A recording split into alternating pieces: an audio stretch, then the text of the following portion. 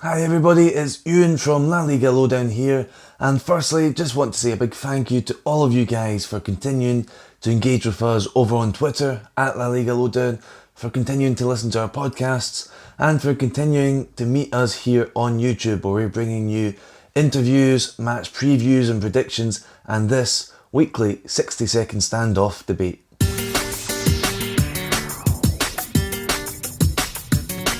So, without further ado, let's get into this week's 60-second standoff debate, where two members of the squad have 60 seconds to argue their point of view for one of the week's big questions. And this week, the question is, will Sevilla make it into the Europa League?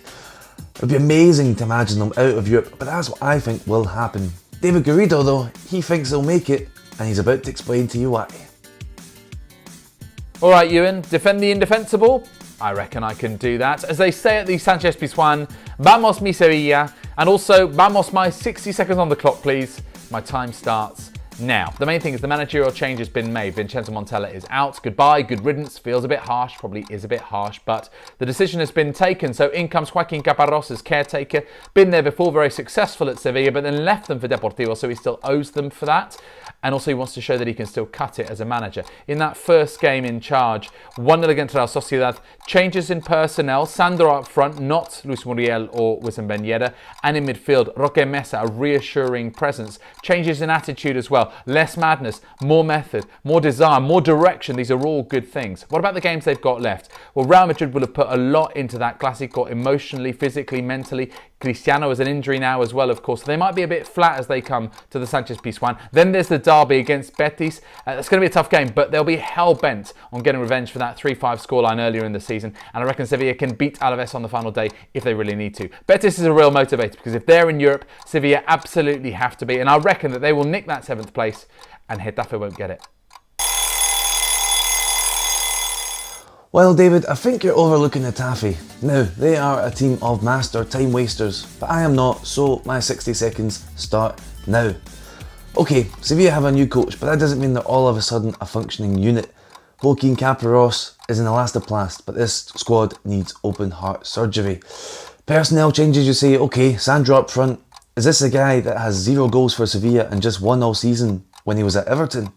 Okay, I just don't think with Sandro up front or anyone up front that this Sevilla side is going to beat Real Madrid or Real Betis, which deems their game in hand redundant.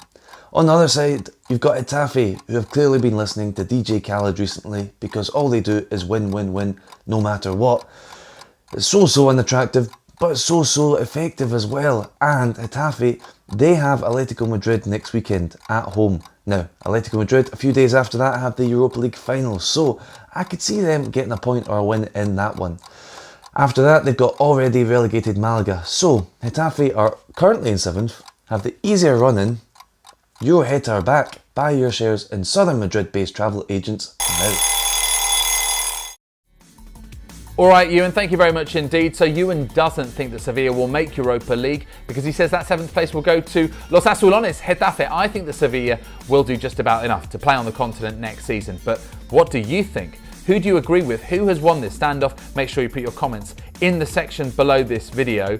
And another chance to have your say on Twitter on Wednesdays. We turn this into a Twitter poll. So find us, follow us and chat to us on Twitter. We are at LaLiga Lowdown. Don't forget about our mini pods as we recap matchday 36 in La Liga, including, of course, that 2-2 draw at the Camp Nou between Barcelona and Real Madrid in El Clásico, or maybe El Clásico. See what we've done there. All the details are in the description to this video. Check out our website, www.laligalowdown.com, for all of our content in one place.